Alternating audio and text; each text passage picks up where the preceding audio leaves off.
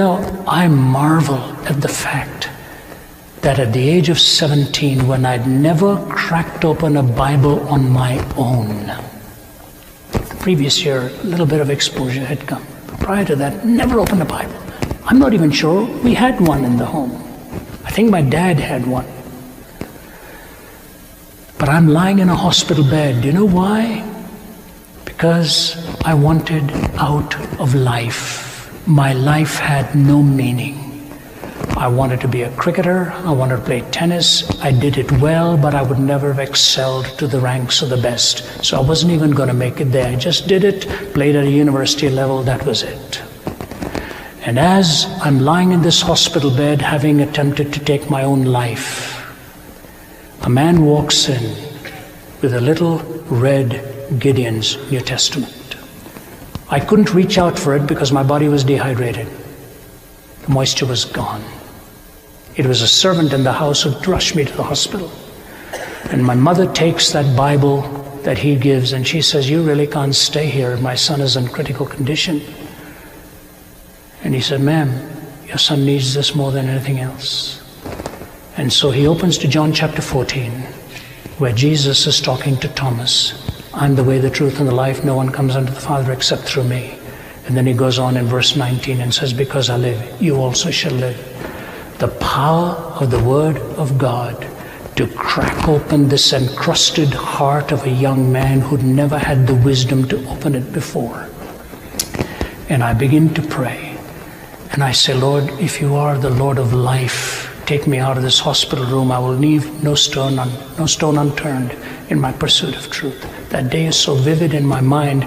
Every time I go to Delhi, my home city in India, I always take a taxi and I go and park outside that hospital room, and I just saw the hospital building, and I just sit there for about 10 or 15 minutes and recall what happened when I was 17 years old.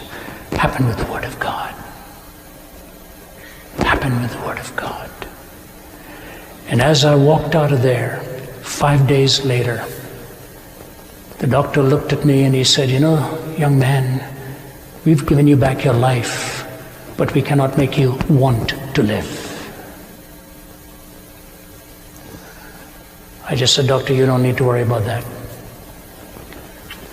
I had that little red New Testament and I walked away from that room. The man who brought that New Testament into my room died last year. I spoke to him a few days before he died from our home in Atlanta. He was living in Los Angeles. I wanted to come over. He said, "Rav, don't. He said, "You've got many, many other things to do." But here's what he said to me. He said, "I just want to say to you, I sit down sometimes and watch you on YouTube, and the tears run down my face, and I think to myself, the main reason God brought me into this world was to bring that Bible to you." I said, "Fred, God brought you into the world for a lot more than just that." He said, "No, man." He said, "I just want you to know, I can't say enough of what it means that you're one of my sons in the faith, and it gives me the greatest amount of joy.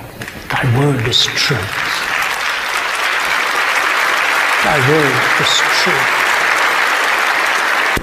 If there is just one application you take away from tonight, can I urge you to open the Scriptures and make it a commitment to read the Gospel of John.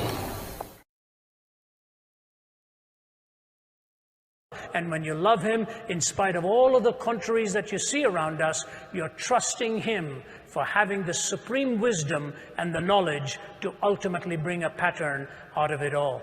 We think, for example, we know so much. The story is told in Mideastern folklore of this man who lost his horse that ran away. And when the horse ran away, the neighbor came to him and said, "You know, bad luck, isn't it?